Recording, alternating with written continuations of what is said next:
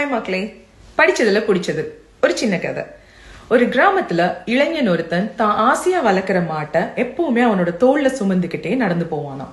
இதை பார்த்த கிராம மக்கள் எல்லாரும் ஒரே ஆச்சரியமா, இவ்ளோ பெரிய மாடை அசால்ட்டா தோல்ல சுமந்துக்கிட்டு போறான், எவ்வளோ பெரிய பலசாலியா இருக்கணும், எவ்வளோ ஸ்ட்ரென்த் இருக்கணும் அப்படிலாம் பேசிப்பாங்களாம்.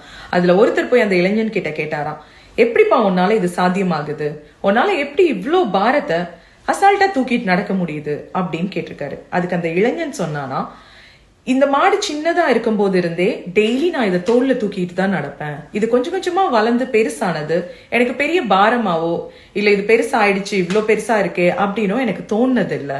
ஒருவேளை நான் இந்த மாட்டை சின்ன வயசுல இருந்து தூக்காம ரொம்ப நாள் கழிச்சு இப்ப தூக்குறேன் அப்படின்னா கண்டிப்பா என்னால தூக்க முடிஞ்சிருக்காது அப்படின்னு சொன்னானா.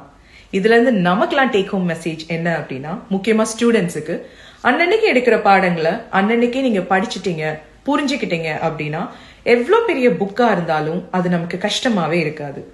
நமக்கும் அதே தாங்க.